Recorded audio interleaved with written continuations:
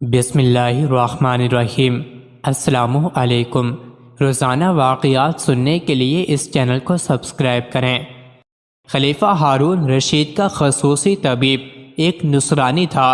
وہ بہت ہی عقل مند اور خوبصورت آدمی تھا اور بادشاہ اس کے کمال سیرت و جمال صورت پر دل سے فریفتہ تھا۔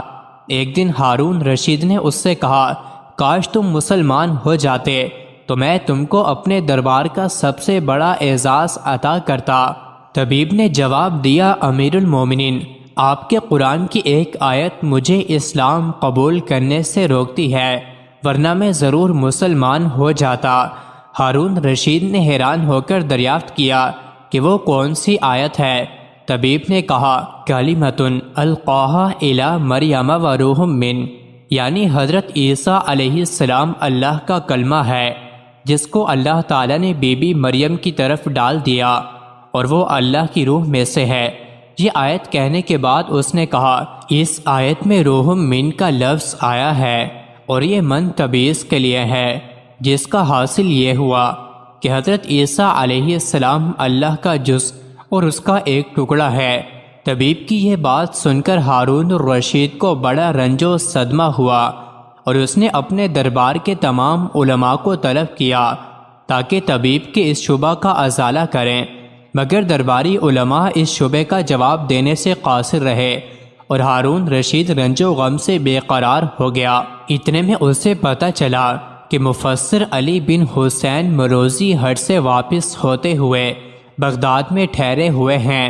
ہارون رشید نے فوراً انہیں اپنے پاس بلایا اور اس معاملے سے آگاہ کیا۔ آپ نے فرمایا، اے امیر المومنین، اللہ تعالیٰ خوب جانتا ہے کہ یہ خبیث نصرانی آپ کے دربار میں مجھ سے یہ سوال کرے گا، لہٰذا میرا ایمان ہے کہ ضرور اللہ نے اپنی مقدس کتاب میں اس شبہ کا جواب دیا ہوا ہوگا جو اس وقت میرے خیال میں نہیں آ رہا، مگر میں انشاءاللہ تعالیٰ جب تک اس کا جواب قرآن ہی سے نہ دوں گا، اللہ کی قسم میرے لیے کچھ کھانا پینا حرام ہے۔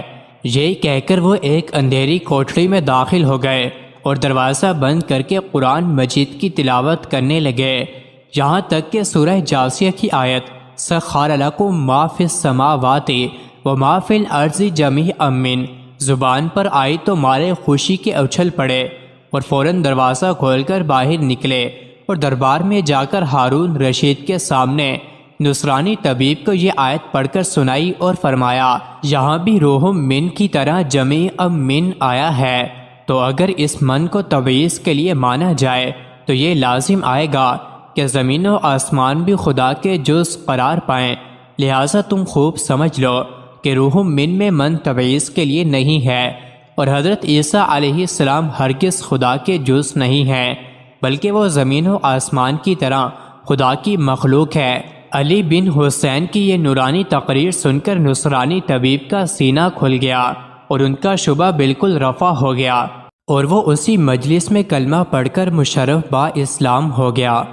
ہارون رشید کو اس قدر خوشی ہوئی کہ اس نے علی بن حسین مروزی کو بڑے گنا قدر انعام و کرام سے مالا مال کر دیا۔ مزید ایسی ہی ویڈیوز کے لیے چینل کو ضرور سبسکرائب کریں۔